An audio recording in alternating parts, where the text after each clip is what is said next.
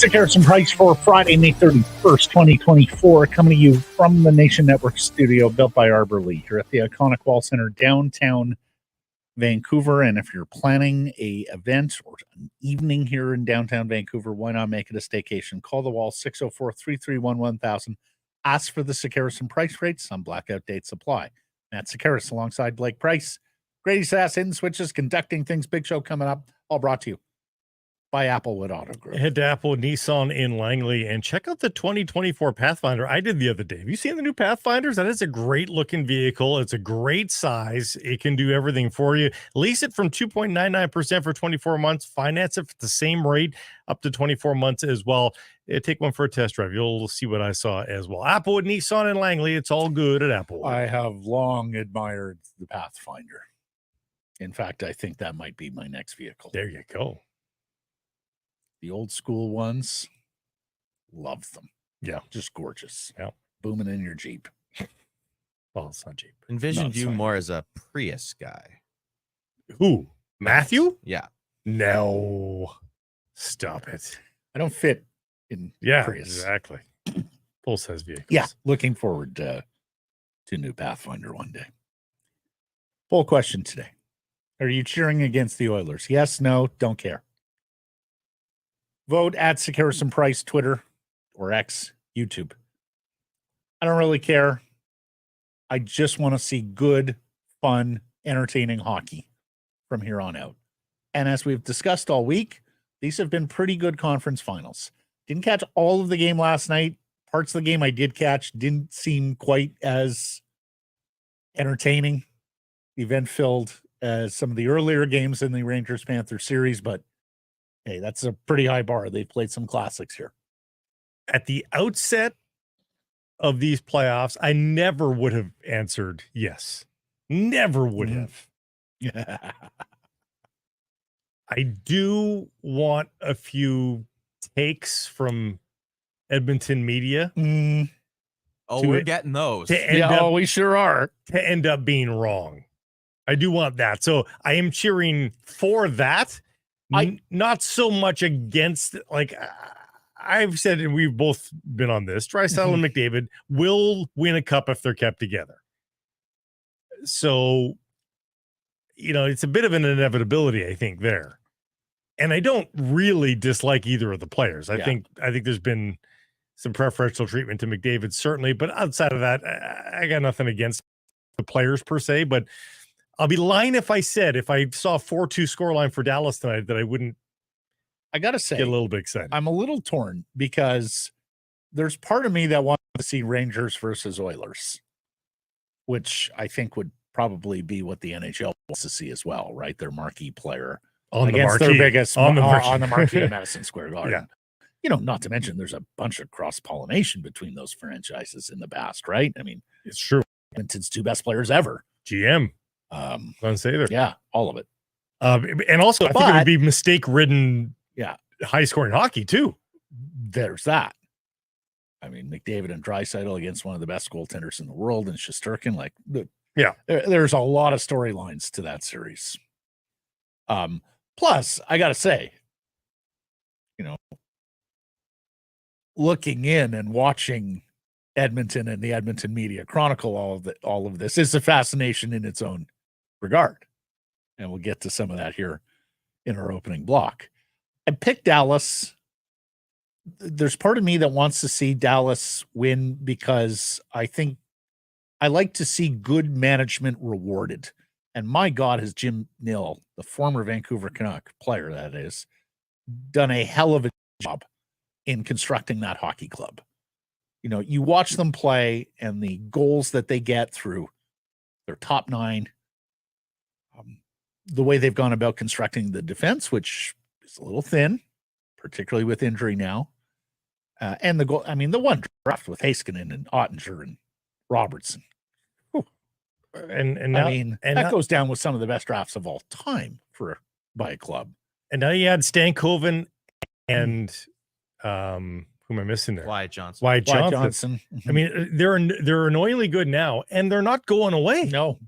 No. So now I don't feel any affinity to Florida per se, but I gotta say, I love listening to Paul Maurice, and he had another zinger again last night when told they were only credited for one giveaway in the hockey game, and he sort of scoffed at that, and then asked who was it.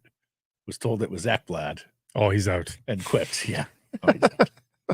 And I gotta hand it to Maurice. I had a conversation with an NHL coach. I forget how long ago now. I believe Paul Maurice was still in Winnipeg. And the conversation was along the lines of, "God, like, why is this guy getting all these opportunities? His teams don't play with discipline, and they're not all that defensively detailed either." Two of the things that coaches can control, right? And I didn't dispute that. But I told said coach, it's in part because of the way he interacts with people. He is an exceptional communicator.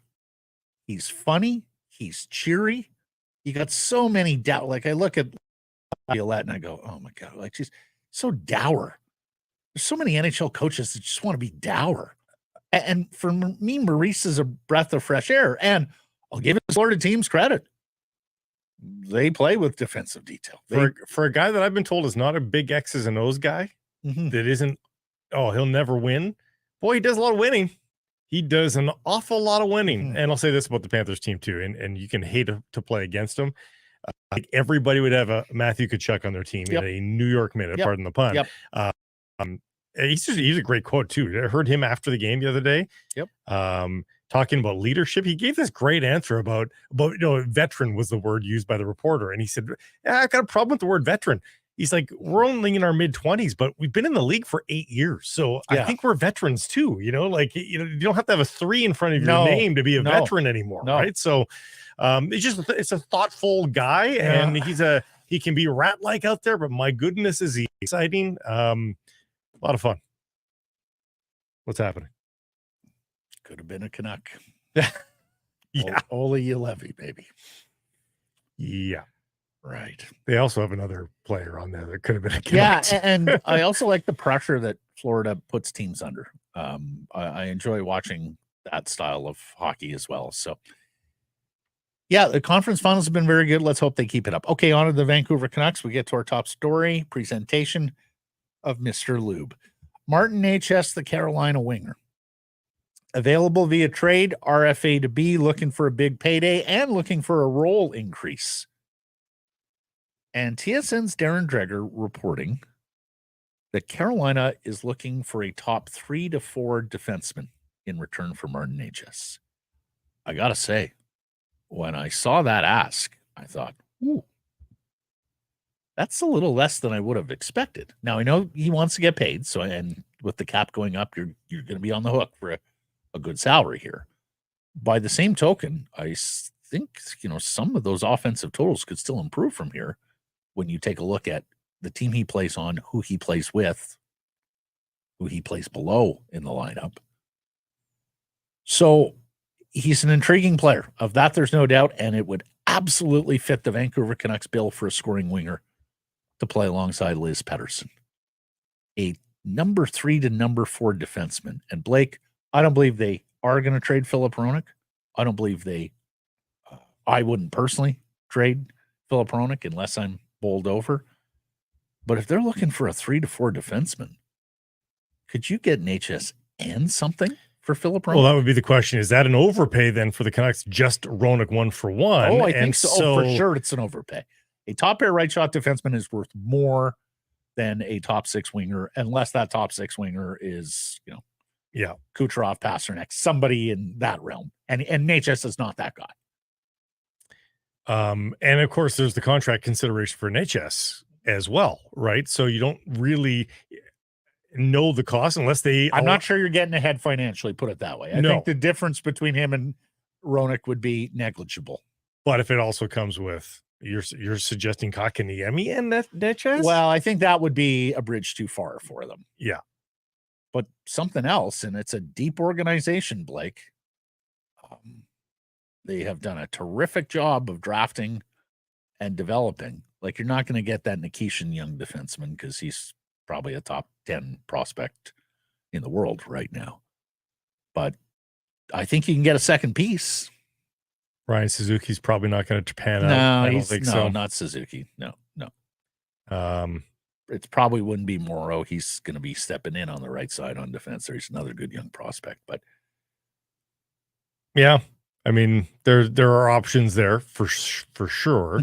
Or do you do something just for the now rather than the future? It is just taking a guy like Jesper Fast off their hands. Who can play? Now older, final year of his contract. Yeah, that's for the now. The other thing is Carolina tends to do this, be competitive year in, year out without peeling a ton of draft picks. They have every single one of their picks and 2 bonus 6-rounders in this upcoming draft. They're without 3rd-rounders next year, the year after. They're without a 5th-rounder next year. I understand the Canucks are not in the business of collecting draft picks right now, that they're looking to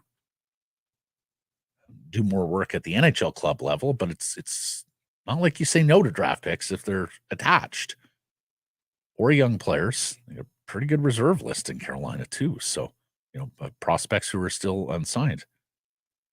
Maybe the kid they took out of the BCHL in the first round, Nadeau. Mm-hmm. I'm just throwing things out there because if that is the ask for that level of player, then that is a very, very interesting target for the Canucks as they seek the Elias Pettersson solution. And maybe the second bit, as we say, it's Necas, and maybe the second bit is something that you just swing around and help you acquire the next defenseman. And it's not that the Canucks have a lot of bad contracts on the books, but maybe that's getting rid of a contract you don't want anymore.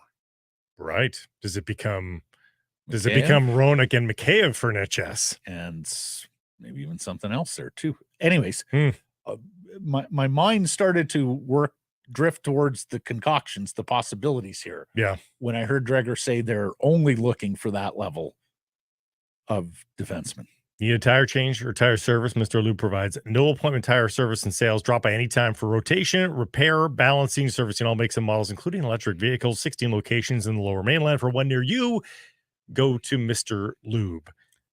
I mean, the other thing, and Carolina's done a little bit of this, take on reclamation projects of other teams. Well, you could take on reclamation projects of that team. Like, if they have run out of patience with Jesperi Kotkaniemi, maybe you just make this deal bigger. Period.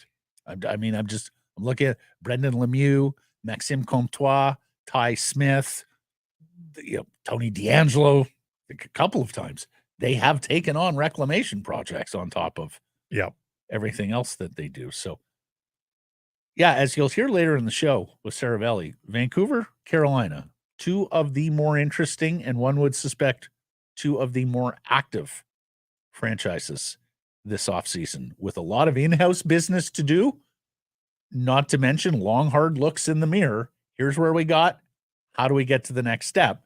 And of course, Vancouver's doing that for the first time. Carolina's doing that for the umpteenth time after being a perennial playoff team and not getting past that conference final level.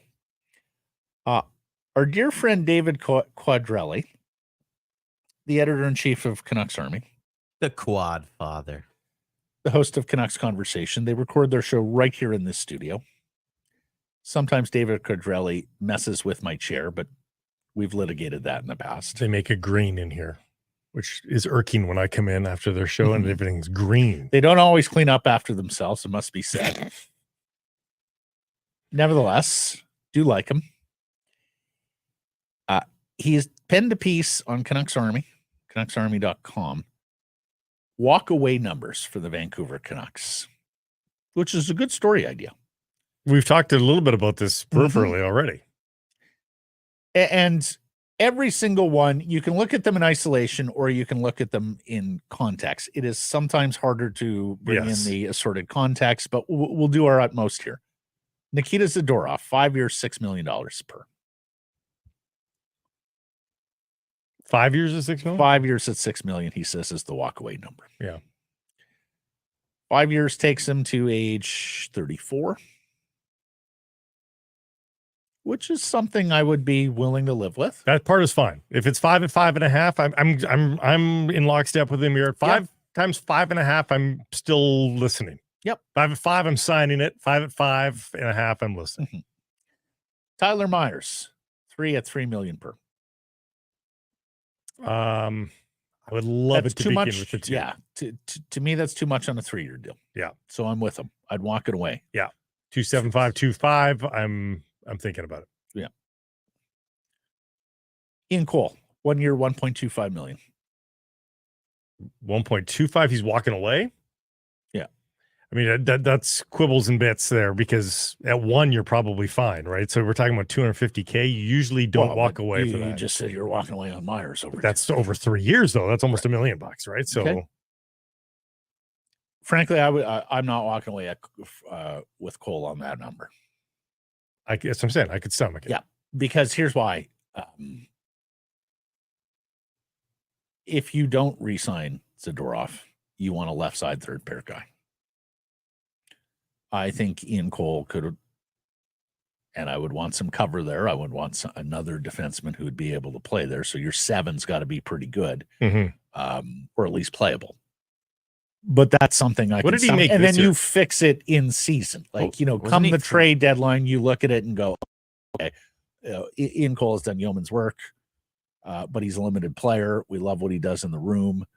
Now we're going to go out and replace him, and he's going to be a spare defenseman if we're fully healthy. You do have to look at what he made this year, because you have to see the savings, and then what did he make this year? 3. Yeah. So, but he's 35, right? But still, like, he's going to be at least a portion of his self this year, and to save almost $2 million on that, that seems pretty intriguing. So I would go there with Cole. Yeah. So the first one I disagree with on quads. Filip Hronek, 8 years, $8 million. Definitely I'm walking away before that. So and this is the one where we disagree, because I would go there. You would do this contract? Yeah, I would. For all the assorted reasons that we have talked about. Yeah. Because the cost of replacing him on the first pair with a guy who you don't know works as well with Hughes is going to be around that anyways. Or you get worse there. And for me, part of the Vancouver Canucks formula, why they were a good team, a division champion team, is they finally fixed the top right side defenseman beside Quinn Hughes. The devil you know better is... Absolutely. Who hasn't worked with Quinn Hughes? Because he's had a great partner his entire career. Right. So why the fear that who worked best with Quinn Hughes? Who got Quinn Hughes to a level whereby he's likely to be named the NHL's best defenseman? I'm not ready to credit Filip Hronek for that. I think this was so the first arc half upwards of the season, they were probably the best defense pair in the NHL, right? Yeah. So to me, there is a substantial difference between that and a Chris Tanev working. Luke Shen, Noah Juleson working. Because when those guys were on the ice, you weren't playing a lot of defense because you had the puck on your stick so much and were in the other zone scoring goals. So to me, it's almost like your 4-point game, if you will. It's not just the 2 points you get, it's the 2 points you don't lose. Yeah, I'm not willing to compare 19-year-old Quinn Hughes with current Quinn Hughes and performance with That's fair enough. Well, there is a natural progression. You do agree that you need to play him with a offensively inclined defenseman who's good with the puck on his stick and can shoot some, right? I think you need to play him with a good skater. I don't think you need to play him with an offensively. Okay. I think you need to play him with a good skater. And to me, that's where we disagree, because to me, a lot of the Canucks' success was built on the fact that they were able to score goals with the defense, and particularly that top pair being big contributors. For half a season. The other half of the season. Then he got hurt, Blake. Who? Right. He wasn't hurt. Oh, please don't give me that shit. Well, here's the point. Quinn Hughes, really, was there a downtick? If you look hard enough, there's a small downtick in the in the back half of the season. Yeah, there was. Yeah, there was. Incremental downtick for him. Massive cliff for Filip Hronek. Right. So I think that proves the point that you don't need the offensively inclined defenseman, because Hronek didn't become that. He just became a good skater. He wasn't pushing the offense, didn't shoot for months, weeks. So I he's dealing with an elbow. Right. But that proves the point that as long as it's just a seasoned skater, that's going to work with Quinn Hughes. And I'm not willing to blow the budget for that. But you say below the budget. Where are you otherwise spending your money? Well, on a defenseman that is a little bit more balanced, maybe a little bit more, a little bit cheaper, a $6 million defenseman. Okay, but who is that that's playing 24 minutes a night? Well, you explore that and you find out if Pesce and Montour, and find out what their costs are. And as I said, that's the beauty here. The Canucks don't need to make this trade if they have to make a trade because they find they're at an impasse. They don't have to make it before July 1st. They're in control. Okay, that brings up the other problem. He's not worth as much as you think he's worth on the trade market because he's going in the final year before unrestricted free agency with arb rights. If he had 4 years left on his deal and you thought the second half Hronek is closer to the reality going forward than the first half Hronek, but he's got a tradable contract and someone's going to give us something substantial back, I'm with you, Blake. But I just don't think you're going to be able to reap a top pair right side all situations defenseman by peddling a guy who either the other team has to give a boatload of money to or resign themselves to the fact that he's going to be UFA in a year. Other teams are in better cap condition than the Vancouver Canucks are. Other teams are more desperate for defensemen of any sort than the Vancouver Canucks are. And, you can't have it both ways. Either the injury was an excuse or it wasn't. And if we're going to take your stance that the injury was an excuse, then you're getting a full year to negotiate with a spectacular right shot defenseman. I think most teams would be lining up for that. Would you go to ARB, accept whatever it is, and see what happens next year? No, I think that's unpalatable usually for management groups. But is there anything about the specific situation of Hronek that would lead you down that path? Now, the arbitration is not till August, right? So you've got, again, the time here. So if you spend the first 10 days of free agency going, oh, shit, there is nothing out there defensively for us, then no, I think you negotiate in earnest over the next month and avoid arbitration. But just to be clear, you acknowledge you don't know that Pesce or Montour works with Hughes.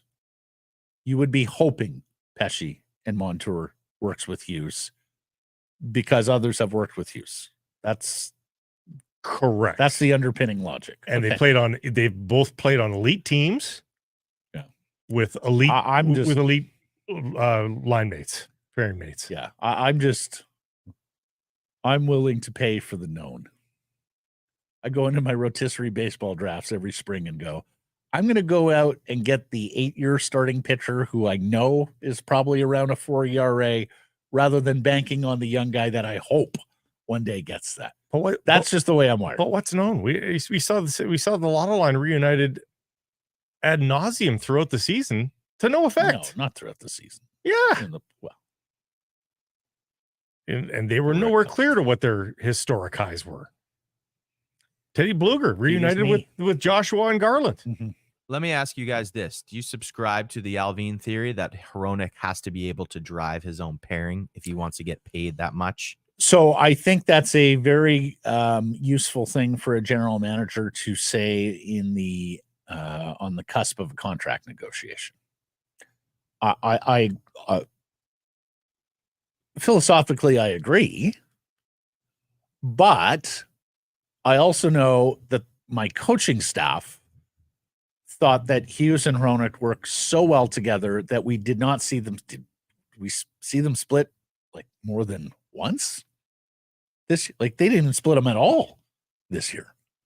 So my coaching staff is pretty clear on the matter. They think those two guys together gives their club the best chance of winning. And frankly, I think they're right because take a look at the evidence of this past year. So I think that's something that Alvin and the Canucks will say to Hronek and his agent. Well, he played second fiddle on our top pair. It's not like he was the driver on the second pair.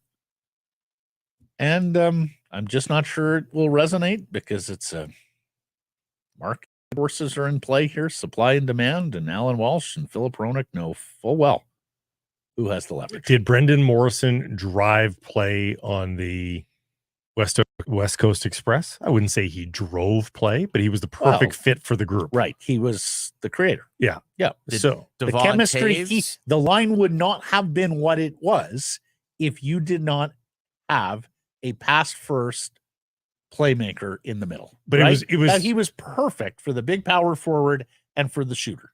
They were pretty good with Andrew Castles, who was also a pass first centerman. So it's just, if it fills a need, it fills a need for you and you're willing to pay for it. Zach Hyman is the winger for Connor Here's McDavid. my point. A great call on the West Coast Express play. If you would drop Jeff Carter or Jeremy Hronek or a shoot first centerman on that line, probably doesn't work as well, right? Mm-hmm.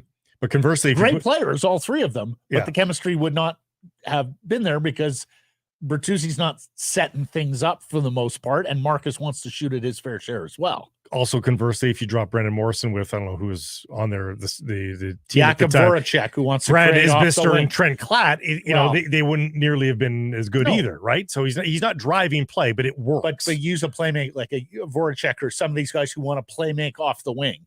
You put Morrison with them, it's not going to work as well. All fine players. Yeah. Devon Taves in Colorado. Were you going to take him off, expect him to drive his own pair? Is Sam Girard filling in and stepping up to that level? That's a great point. And that was a Stanley Cup winning pair, right?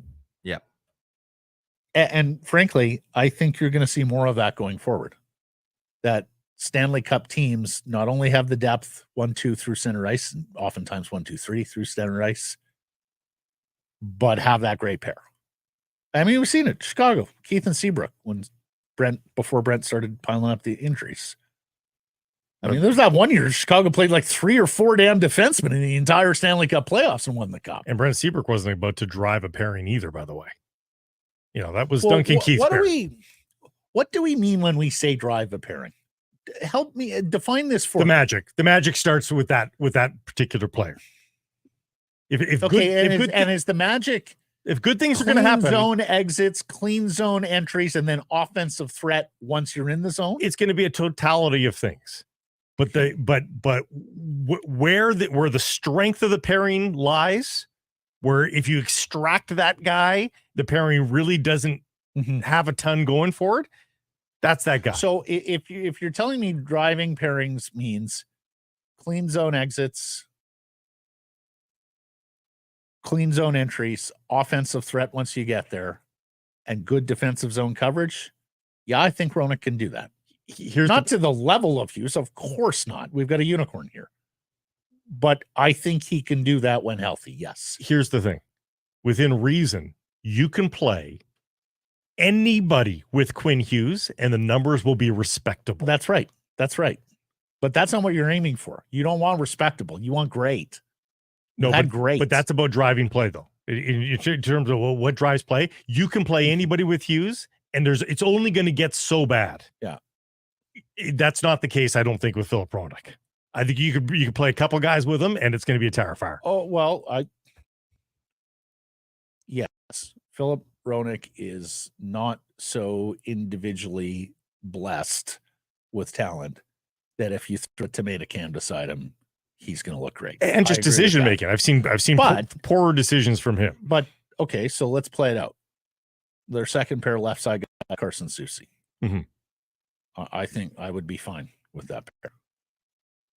Yeah. I don't think it's your optimal deployment. No, but if for whatever reason they had a top pair right side defenseman drop in and play above Hronek, and Hronek had to play with Soucy, I'd be fine with that. That's going to be at worst. It's not happening. League average, but I don't think it's going to be a top second pairing in the league, though. No, that's probably fair, but that's in some ways, some would say Soucy's a little overcast at second pair than on a really good team that he's the third pair guy. And it depends how you slice up your pie, right? Like there's only so many cap dollars available. And of course we've seen so few increases in the cap that teams are having to sort of figure it out a little differently than I think they will going forward here. And of course, cap is going up this year, and I know he has skepticism beyond this year, but I think it's going to be going up by healthy margins for several years now. Elias Lindholm, 7 years at $7 million per. To me, that I'm signing that. Are you? Yeah, I'm signing that. I think that would age really well. I think in 3 years' time, while you might be concerned about what Lindholm is, I think $7 million is not going to be crazy. And here's one where in isolation, I'd sign that as well. But the context for me is I want to know what I'm doing on defense before I commit that money. Yep, that's true. So you want to have Miller and Lindholm down the middle, who are over 30 at those prices for 7 years. Well, he's going to be your third line winger, the third line center. And to some degree, this is moot and academic because Elias Lindholm is not signing here to be a third line center. But he's not. Yeah, that's a lot of money down the middle. I know it's a strong position you build around, but I just wonder with the aging curves with those two guys. I think in 3 or 4 years' time, you're not going to be saying that about $7 million though. If the cap does go up, Dakota Joshua 3 years at 3.5 per. No, not doing that. I'm walking away for sure. Yes, I'm in agreement. Walking away. Yeah, so am I. I really want to love Dakota Joshua as a player. And on nights when he's going, boy, do I ever. Yeah, exactly. The problem is it's just not consistent enough. Like, he had to be encouraged, motivated to get in better shape at the beginning of the year by Tocchet, which for me was not a great sign. You know, kid, you've played 1 year in the NHL. That doesn't mean you're a made guy. That was not a great sign to me. Now, full credit to him for doing what was asked of him, getting in better shape, playing better as the year went along. Found terrific chemistry with Connor Garland. Really liked the way those two work. And of course, at one point in time with Teddy Bluger, it's not exactly a gifted offensive centerman, which looks even better on him. And then with Elias Lindholm. I know they want him to play tougher because he's one of the bigger guys they have. I thought the fight in Chicago was pure idiocy and cost them 20 games.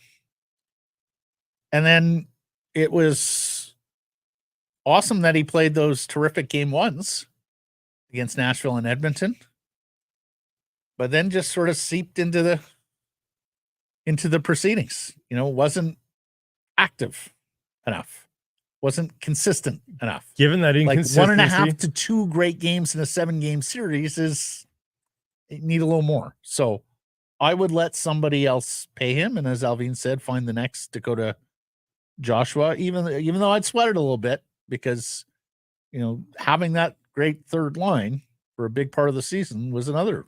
He was $800,000 driver of success. I would triple his salary. I'm not quadrupling his salary. Okay, so that's 2.4. Yeah, going 3 years on 2.4. Yeah, I would do that. I might even go to 3 here, Blake. I would go 3. 3 There's no way he's signing 2.4. No, probably way. not. So that's what I'm saying. I walk away at something that begins with the 3. The consistency was not there. And you put on your best case here. You go, Dakota, we're the organization that basically launched you as an NHL player. You got better here, and you will continue to get better here under Rick Tocchet. But here's where we need you to fit in salary cap wise to continue your improvement and progression as an NHL and for you to win with this organization. I could go to 275. Make the plea. This is the downside of the salary cap for the fans and media covering is that it makes you make these harsh decisions on players that you would gleefully have on your team. I gleefully would have Dakota Joshua on my team. Yep. But you have only so many credits to dole out on a year-by-year basis, and you have to decide who's taking how many credits. And that's effectively the exercise here with this column is how many credits you're willing to dole out to each of these pieces. And eventually you have to just say, I love you, but I can't. Right. Elias Pettersson finishes second for the Lady Byng trophy. Behind Carolina, well, way behind Carolina's Jacob Slavin, who wins the award for a second time.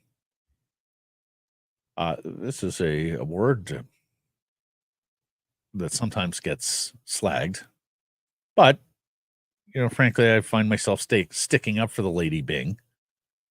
The respect award. Well, if your sport has honor, yeah, right. If it's supposed to be played in a sporting way, and sometimes we lose sight of that in the playoffs, where it's win at all costs. I mean, we had an NHL player, Brad Marchand, say that, it's about going out and injuring players. Well, some of us, perhaps naively, think it could and should be played, within the boundaries, within the rules. So, second place, he got 13 first place votes. He edged Austin Matthews for second place, who was only 2 points. But they were behind. distance second and third, very distant. Oh, they were a very distant second and third. Yeah. Besser finished 16th here. Yeah, he did all right. He got third, fourth, and fifth place votes. Ilya Mikheyev got 2 second place votes. Mm-hmm. And that's the problem when you aren't going to the Demko, dirty areas. Thatcher Demko got a vote. Did you vote on that? Was this a professional? I did. Was that you? Come clean. No, it's not. I'm actually just looking up my ballot now. Thatcher Demko getting rewarded because he didn't go Ron Hextall on somebody in the corner? Like, what's... So, Grady, here's my ballot. I voted Cale Makar, Elias Pettersson, Braden Point, Austin Matthews, Jesper Bratt. I guess I missed the winner. Defensemen don't usually pop to mind for this award. But they should. And particularly when they play the amount of minutes that a guy like Makar played, or Slavin as well, and don't have a lot of penalties. Like, that's a skill. It's a skill we used to talk about with Tanev all the time, right? Like, how few penalties he took. Primary penalty killer, defensive stopper, and he's never in the box. Like, that's coach's dream stuff. Yeah. Slavin, I think, is the first Lady Byng defenseman. Okay. I think so. I think Pettersson will win this award one day. Yeah. Because the other thing we've seen is, like, he's got concern for injured players on the other team on the ice. We've seen that a couple of times in his short career where in skating by, he checks on a player prone on the ice. What are we doing here with the awards, by the way? Are we announcing them all? So we're not announcing them all. We're announcing a number of them. We are going to keep some surprise for what John Shannon tells us will be a 30-minute quickie at NHL awards show after the end of the Cup final and before the draft. The other thing, and this is something we missed. No, I know. Very strange.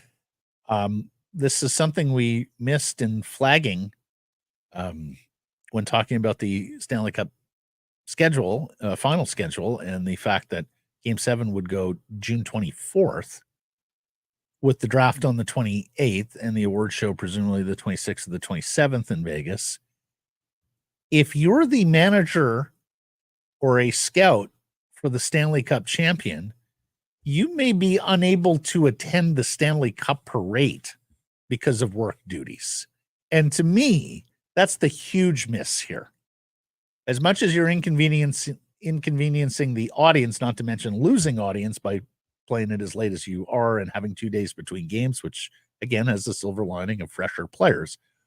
But every single member of the Stanley Cup champion should be able to experience the Stanley Cup parade 2 to 3 days later without having to worry about giving up a competitive advantage by not being in the draft city. My guess is, to me, that's absolute horseshit. My guess is they wouldn't let anybody miss it, but they would have to have a charter standing by. Well, they would have to. Well, you don't need to necessarily be in the draft host city 2 days in advance. Well, yeah, two nights maybe, but you could fly that night, and you also can. The parade is going to be minimum 2 days away. That would be quickie too. Yeah. There's usually 3 to 4. Yeah, but I think you take part in something early. Like there's a start and a finish line to the thing, and I mean, let's face it, scouts aren't prominent on the Stanley Cup parade anyway.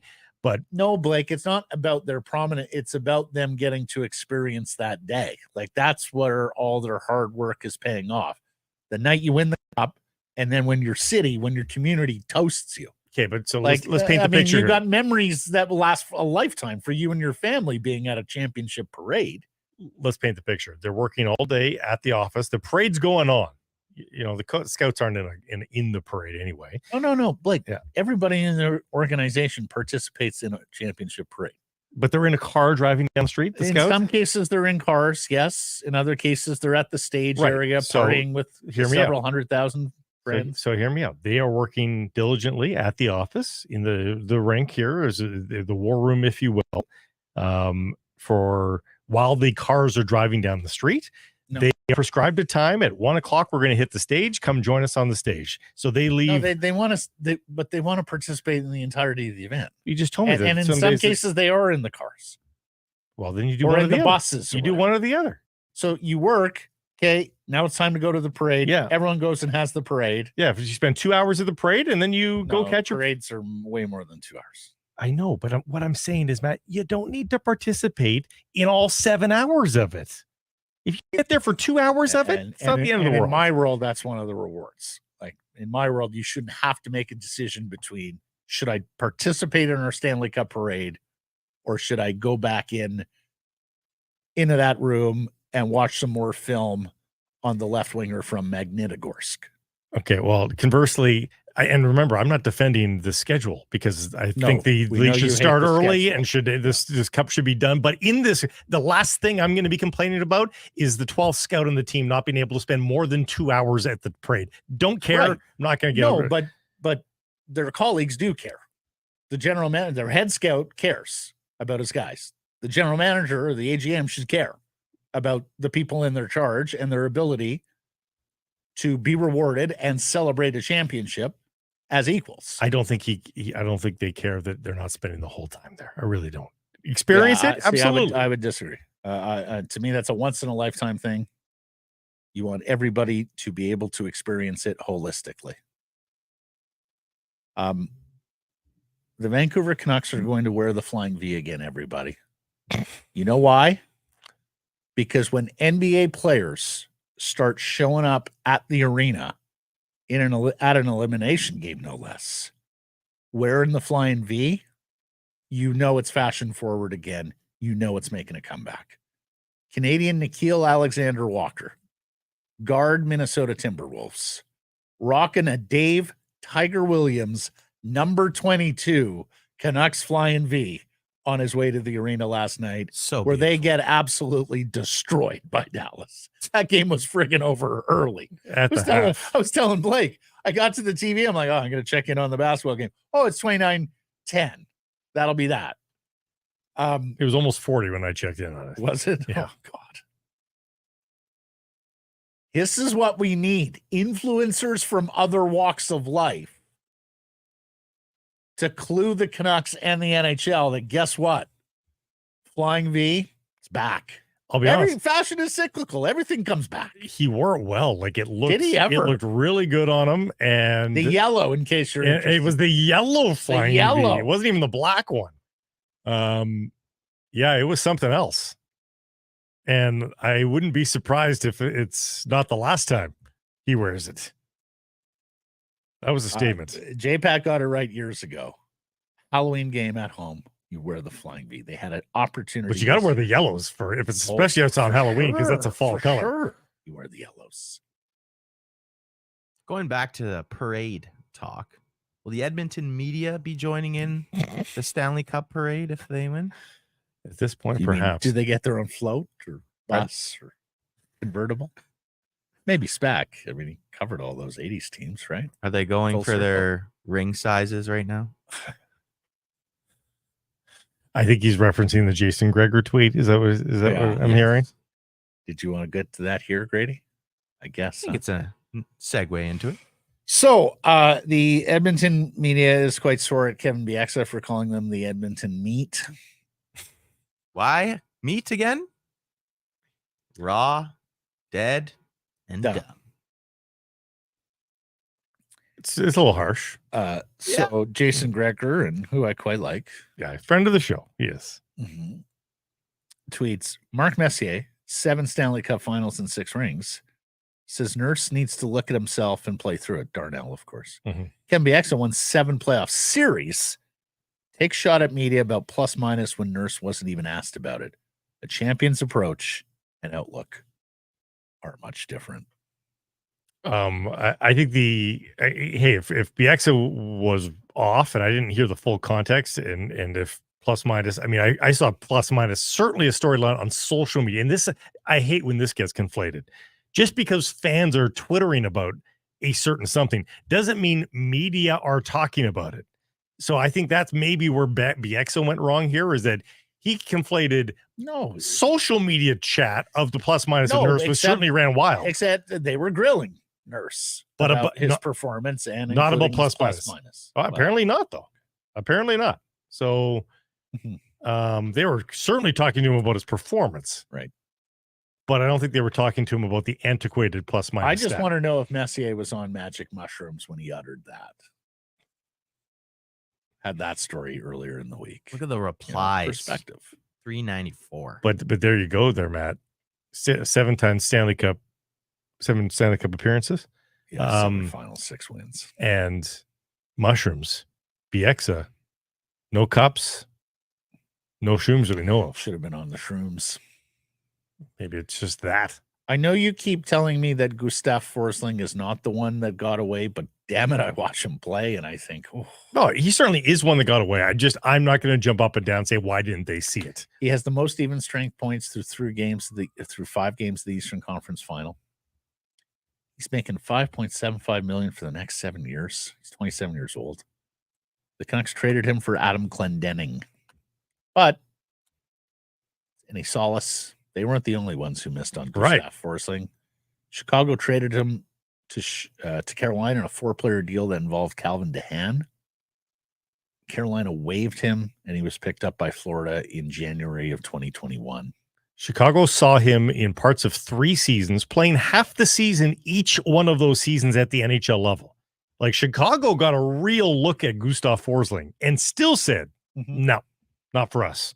So, that proves that, heck, if they're saying no after 130 games of him, I'm hardly going to blame the Canucks for not seeing it in seeing no games of him at the NHL level.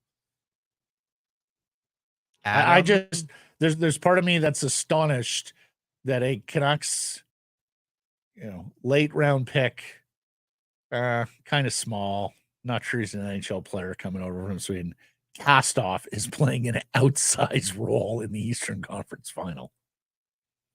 Well, if you want, I'm still having trouble with this. And Adam Clendenning is in SM Liga. Yeah. And to be fair, there were media people who at the time of that trade went, don't quite like this. Believe Forsling has some upside here. You just have to be patient with him. He weighed 11 pounds at the time of the trade. Like, he was so undersized. There were a lot of most every marker suggested this wasn't going to be an NHL player, but those who watched him closely or who had sourcing that watched him closely thought there was a pathway. Thought the Canucks gave up a little too early on him. And in retrospect, they did. Chris Tanev, go ahead. You don't have to go very far on the Florida Panthers lineup to have some wonders about the Vancouver Canucks. Not saying that any of them. Tkachuk, Forsling, OEL, Lockwood. Is Lockwood playing? No, he's not. No, but not in the playoffs. But he's Black Ace. Played 26 games. Yeah. And Jonah Gadjevich too. Roberto Luongo in management. Right. Yeah. I would say really the only one that actually stings is Matthew Tkachuk. That's the only one that actually stings for me. Chris Tanev, another former Canucks defenseman. Game time decision for Game 5, Dallas and Edmonton. Pete DeBoer, their head coach, says he's optimistic.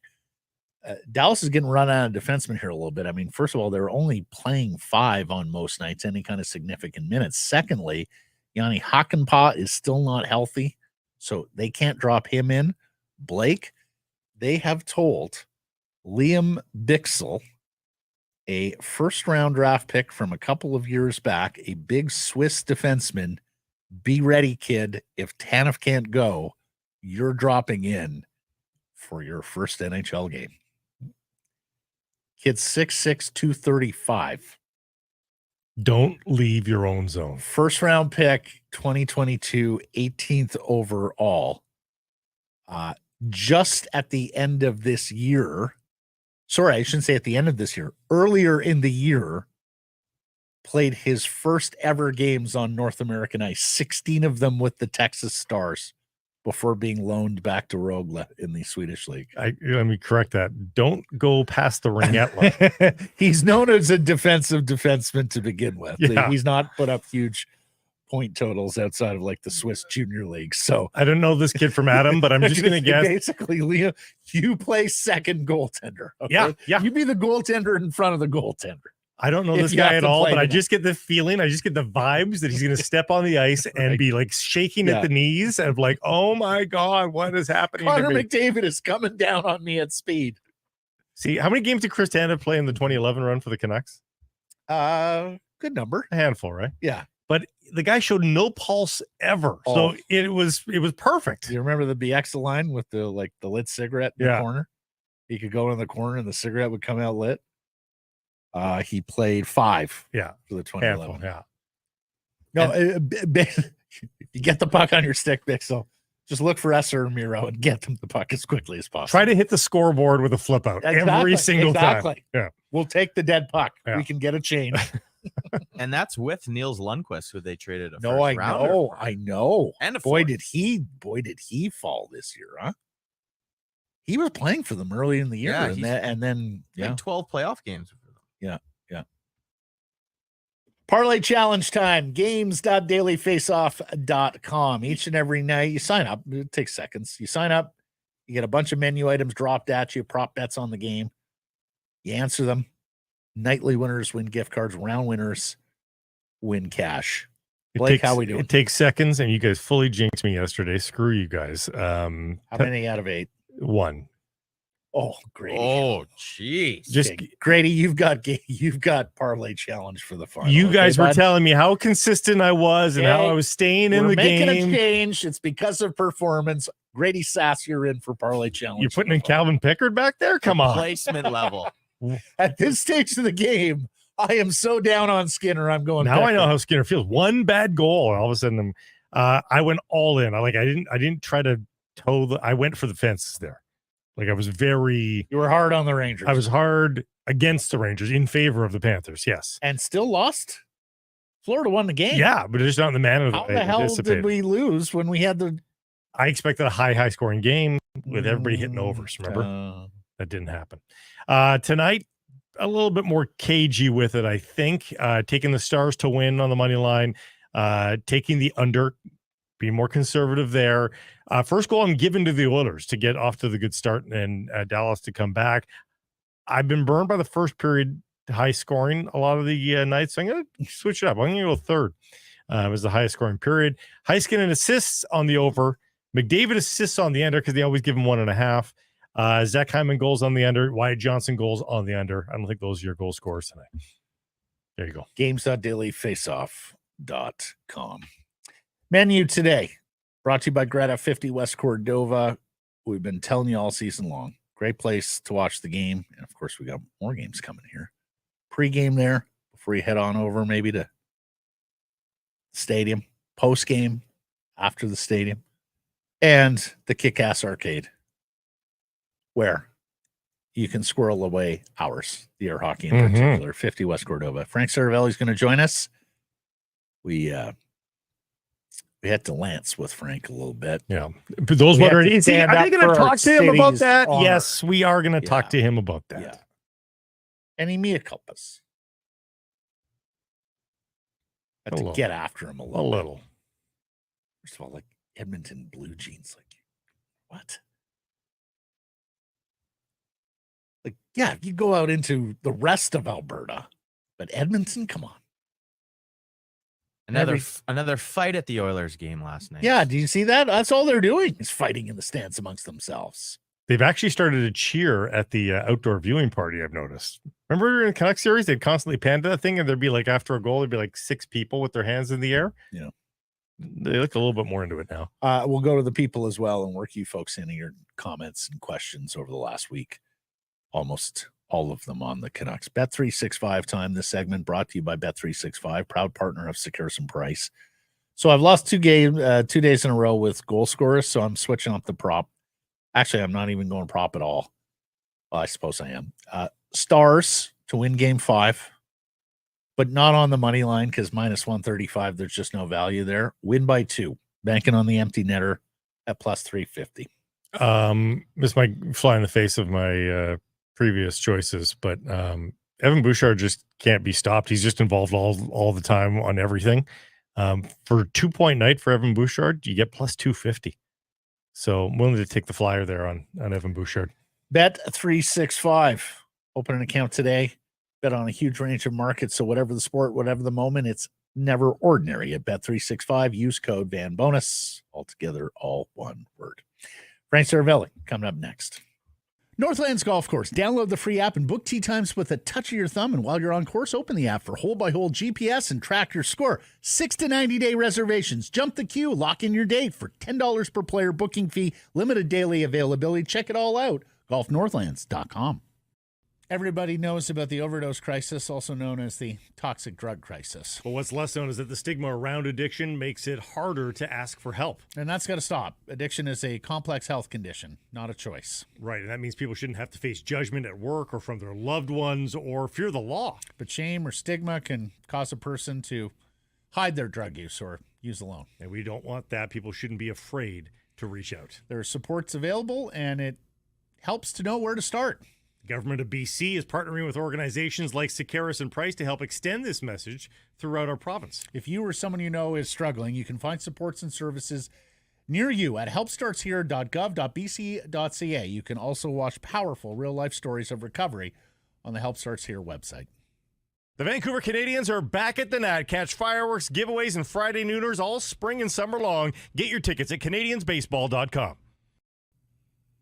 In a season like this, you never want to miss a single second of what's happening on the ice, and you want to be around your fellow fans, right? Well, Greta Bar YVR at 50 West Cordova, the perfect spot to do so. Hey, if you've got tickets, a great place to pre and post. They've got drink specials every single day. And if you don't have tickets, well, stick around and soak up the atmosphere with all your fellow fans, play all the great video games and air hockey, great air hockey setup as well at Greta Bar YVR. We'll see you there, 50 West Cordova. Next guest brought to you by the Earl Palmer designed Whistler Golf Club, now open for the 2024 season, playing rave reviews. Tee times for any time during 2024 can be booked online right now. And if you have a group of 12 or more, you, the group organizer, plays for free. For more information or to book online, visit whistlergolf.com. Wearing my Whistler Golf Quarter zip today. Quite enjoy it. Thank you, Al Christmas. Joining us now from the Daily Face-Off, the Frankly Speaking podcast, NHL insider representing the blue jean-wearing people of Edmonton, Mr. Frank Seravalli. I got to get paid a lot more for that. That's going to be the case. Joins a couple of douches here in Vancouver. Took the words out of my mouth. Like, you want to show them how rich we are? Huh? Oh, man. In your house? I would love to borrow a $5 if I could. Right. Yeah. Anyways. What the hell's wrong with you? All in good fun is what I would say. It wasn't taken as good fun here. We got some really sore butts here, including one in the producers booth. Well, but Grady always has one, so that's true. okay. That's true. Yeah, hey, I spent a ton of time in Vancouver and I loved it. I'm just more making fun of some of the Tesla, Porsche, whatever crowd that you see driving around that live in very fancy places. You know how expensive the F-150s are now? They're the same price as those cars. Well, yeah, well that too. It's just a different vibe. That's all. Yes, it is a different vibe. Have you not encountered the Alberta oil money yet? I realize it's more pronounced in Calgary than Edmonton, but like those guys wipe their ass with $100 bills. Well, that's the funny thing though, but they don't feel the need to tell you or show you. And I think that's the difference. That was the quote douche factor, if we're being honest. Right. There's something about having money and not flaunting it. Whereas in Vancouver, it just seems to be right in front of you, slapping you in the face, whatever street corner you turn on. Have you not been to like LA, New York, San Francisco? Well, like all I have, but consider where I'm from. It's always in your face. Yeah, I don't live in any of those places, so that's just not what I'm used to. So you're telling me Philly's come a long way from the Randolph and Mortimer years of trading places back in the day. It says blue collar union labor, a city as you can come from. Okay. We also can't have it both ways. We talk about all the time how The DuPonts are from Philly, are they They're not? from Delaware, actually. we talk about it all the time how there's no traffic on Fridays because people just don't work here on Fridays. Yeah. We talk about how rush hours at 3 because people leave work every day early Mm-hmm. here. So we can't have it both ways. Folks. And The everyman is being squeezed out in Van. It's just it's the fact everyman of is life. being squeezed out in pro sports just about everywhere, Frank. It is really, really sad when you look at ticket prices now and who can and can't afford. That's who I am, though. Like, not for nothing. Like, one half of my family works in construction, and if I wasn't a hockey reporter, I'd be standing over a ditch watching water mains and putting in water mains. If I was, the other side of my family, I'd be a police officer. Like, that's just what we are. So I'm not I'm not making fun of anyone. If you the every man, that's what I'm from, though. And I did see you took it back a little bit, or you mea culpa'd on your show.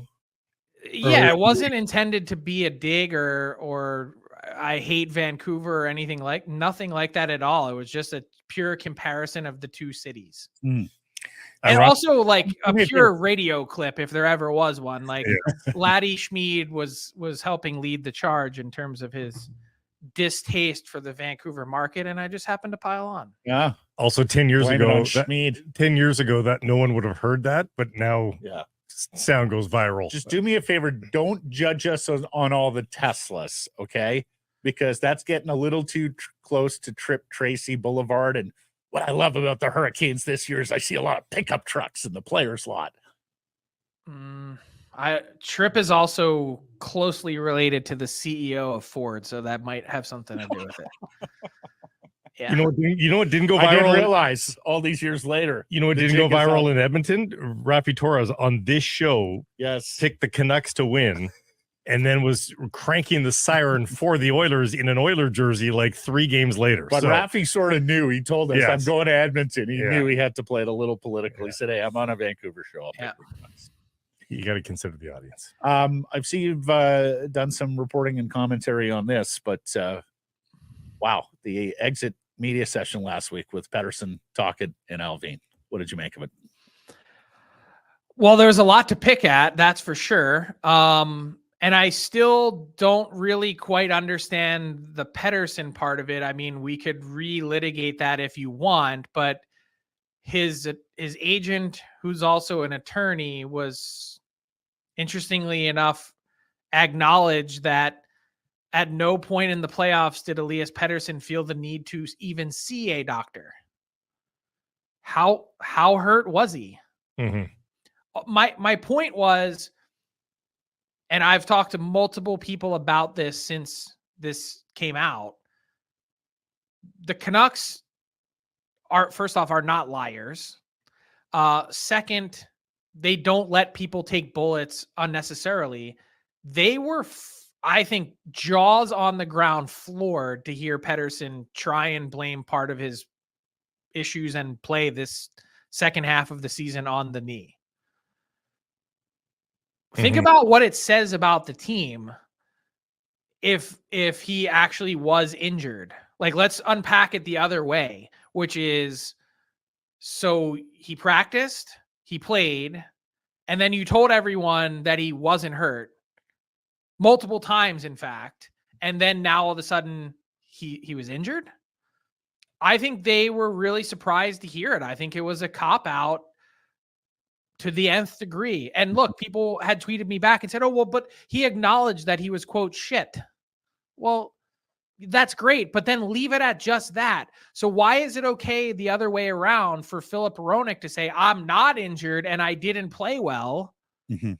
Yet that was more problematic to observers than Pettersson going the exact other way. Do you think it was the juxtaposition between Petey and Hughes and Hronek and others not acknowledging anything that made some ripples with the Canucks as well? Yeah, but why was one player getting more criticism than the other? It should have been the other way around.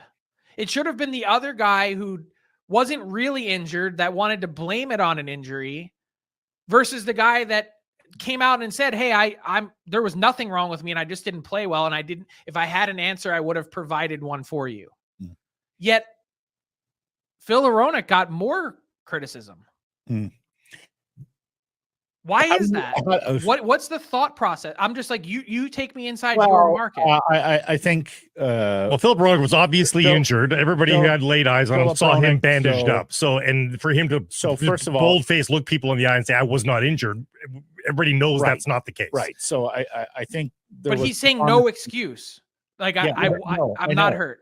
I honestly, Frank, I think this somewhat comes with the territory when you completely disavow media for the entire season. And so fans don't really feel like they know you all that much. Think you maybe a bit of a mercenary, particularly when you hear of the contract demands, or at least the contract expectations there. Plus, he got really snippy with a couple of guys in local media. So, I think it was attitude. Stop being butthurt. Like no offense. And you could say that to me about whatever you want. The second you as media walk into any press conference thinking that someone owes you something is the second you're getting it wrong. Well, but can't you throw why are you so butthurt at Hronek? Like, why was he so insulted? Why is he snippy? I mean, you could say that about any player that's snippy in any media interview. But my point is, when you follow it up with, we're just trying to get you to answer questions because we left you alone all year. Well, I'm not pointing this at JPAT or any one person. I love everyone in the Vancouver media corps, and they were so welcoming to me when I was there all playoffs. My point is, that's on you, first off, for not continuing to go after that all season long. And second, he doesn't owe you anything. No player, no executive, no coach owes you anything. That's how I view the media work in this field. There's just savvy veterans who know how to answer that question, who know how to say, I'm not gonna talk about my health status. That's not an excuse for anything that happened. But that's what he did. It wasn't acceptable to people. He said, no excuse. I'm not hurt. There's nothing wrong with me. And I can't explain my play. Okay, let's just move on because I think we got bigger. I think he was unnecessarily. He got defensive and stared down a reporter. Right. I think. Let's stop for a second though, because I know we'll move on after. But let's just compare the two things side by side. Why does one player creating an excuse out of the clear blue sky? Mm-hmm. Well, it's not that, Frank. Like, nobody's doubting that he felt some knee pain, but.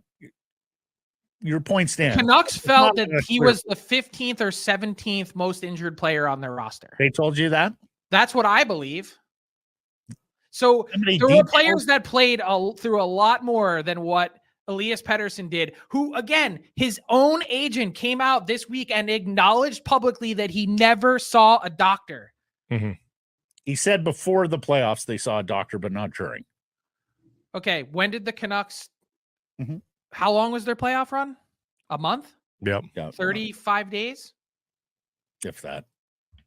To be fair, there's a dissembly there, Frank. The public perception is bizarre to me. Why does one player making an excuse get more leeway than a player who says there is none?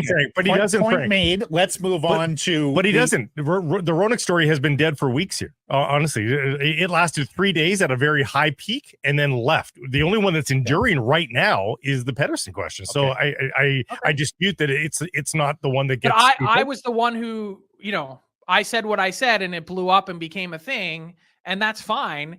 But it was just odd to me that one became something and the other one didn't. Okay. Point made. Let's move on to Rick Tocchet's perception, because I think that's more important. How do you think Tocchet handled the question on Pettersson, and what do you think Tocchet thought of Pettersson's disclosure? Can you just refresh me exactly on what he said?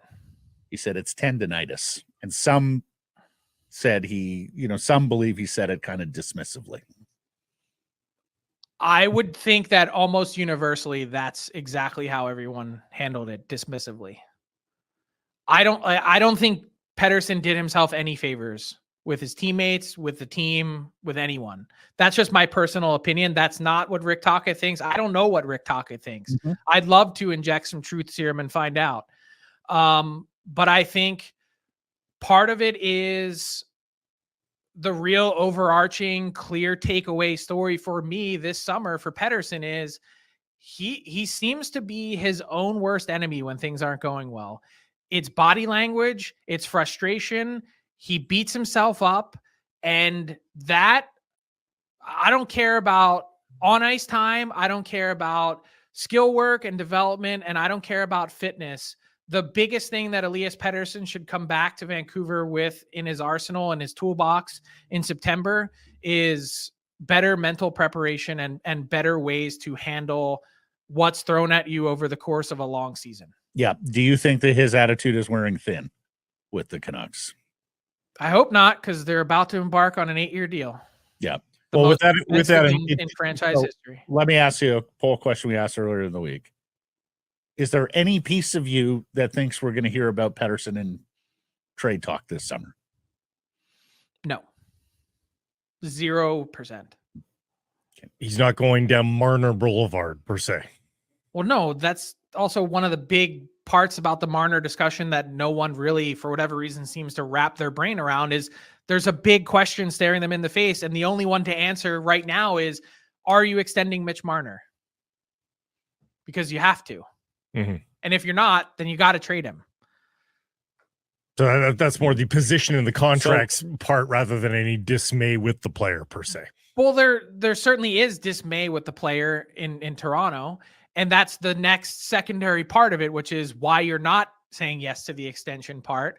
Right. But on Pettersson, I don't know that there's as much dismay. I think there's certainly questions in terms of his play in the playoffs. But this is also a guy that a few years ago in the bubble was lights out in the playoffs. Like, where did that go? It can't just be that the game ramped up and left Pettersson behind. I don't believe that for 1 second. Well, somebody was just bringing it out on Twitter the other day about the previous playoff performance of guys like Matthew Tkachuk and even early playoff performances of Pavel Datsyuk, late 20s before they actually became playoff performers. A lot of players. Despite being superstars, kind of in the regular season. Is it just a matter of time here for Elias Pettersson? I certainly think he's going to be much better for this in the long run. This is not easy. Some players take to it like a duck to water. Other players, you have to drag them in kicking and screaming, and not saying that that's the way he wants it. But sometimes, baptism by fire is okay. Mm-hmm. The complication though, Frank is, the no move kicks in next summer. The complication is that he just played the way that he did, and he's embarking on an $11.6 million deal. No one's touching that until they see more. Really? I don't think so. Because Rutherford, Alvin, and Tocchet basically have to decide this summer, is this a guy we can win a championship with? And I'm laughing because this is exactly the conversation we had with JT Miller 18 months ago. Yep. We've made that comparison as well. And how did that work out? They're still chanting JT Miller. Yep. Oh, we reviewed the reaction to the Bo Horvat trade when people were saying this should have been JT Miller that was traded. And God, did they ever make the right choice? Yeah. Mm-hmm. So bottom line is just Elias just needs to buck up, toughen up. It's not all toughen up. Like there's a skill to this. Just like, working hard is a skill. It's not, it's how you process and manage these things from an internal perspective. There's a skill to it. Not everyone's just born with the mental acuity to do it. You have to really, you need a sports performance psychologist that's going to work through all this with him. Okay, we got lots of other stuff to get to. We got to move on here. Martin Necas has come up on the radar with the Canucks before, but now he's on everybody's radar because of, you can tell us a crossroads there with the Carolina Hurricanes. So that's the unfortunate part, is that, and this has nothing to do with the press conference for Filip Hronek. It has to do with the contract situation. That would seem to be the only fodder for that to be a trade for the Vancouver Canucks. Is that right? The contract part of it? I'm saying Filip Hronek would be the only sort of fodder that I would think the Canucks are willing to part with, if they are at all, to get a guy like Martin Necas in. I don't get a sense that the Canucks are willing to part with Filip Hronek. I really don't. Now, the contract part is going to be fascinating on what happens there, but I think that you'd have a really disappointed captain if that were the case, regardless of whatever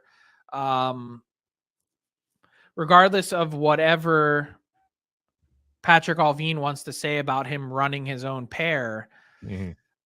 I don't know how do you look Quinn Hughes in the eye afterward and say, we just traded the best partner you've had and had your best likely Norris Trophy season with?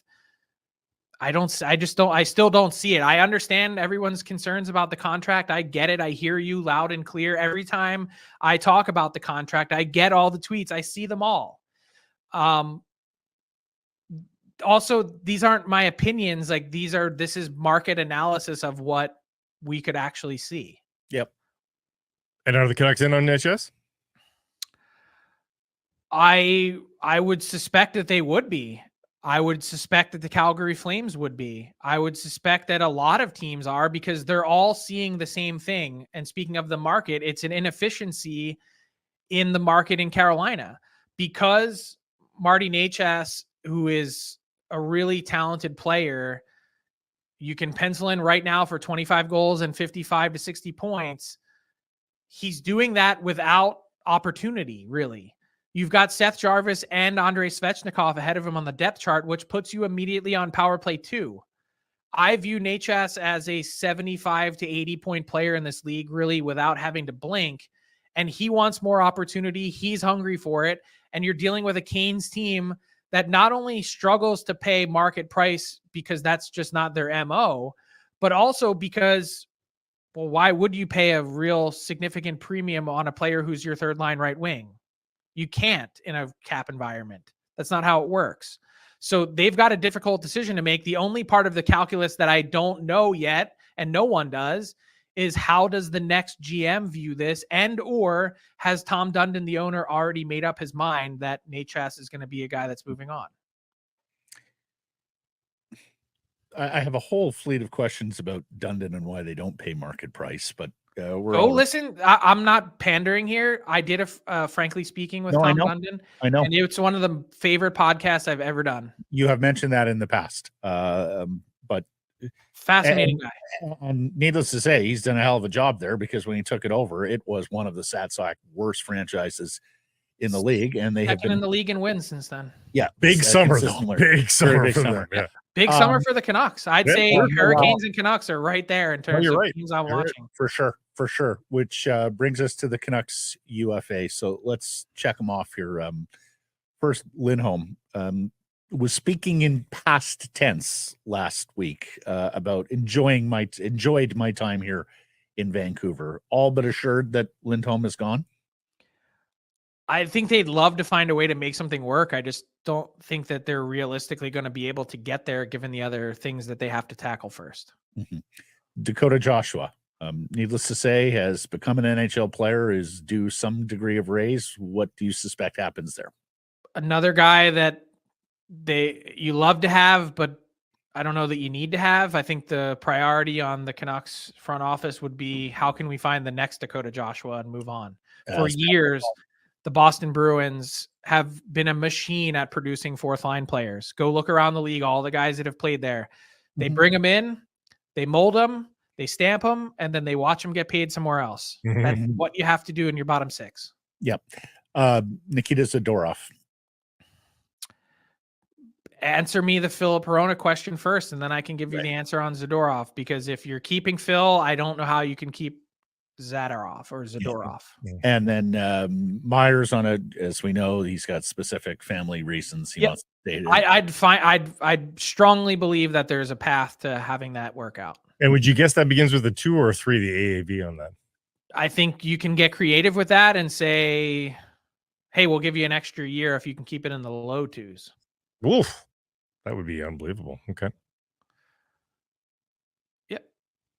Is that it's all going to be about total dollars. And at some point, you don't bleep with happy. Tyler Myers likes it. He's familiar. They like him. He's got the size that they crave. And maybe if you keep Myers, maybe that just makes it a little bit easier on the Zadorov end to say goodbye. Mm-hmm. Did anything surprise you with the coaching carousel a bit here, with Matty Malhotra coming in, Mike Yeo coming out? Any of that strike you with any thoughts? No, not really. Yeah. Mike Yeo predated these guys. I get it, has experience, I think fit in really well. And they were just like, we're okay. Yeah. And he's got options elsewhere closer to home. So, All right. You enjoy those blue jean wearing Edmontonians. never going to hear the end of that, am I? And next No, time you you won't. come here to Vancouver, we'll send a Tesla to pick you up at the airport. Okay. That would be nice. Thanks, Frank. See you guys. Uber Black. Hey, everybody. If you're enjoying what you're seeing here, then follow along with Sekeres Price on YouTube. I promise more content coming. The kids call it subscribe on YouTube. Well, how about liking it?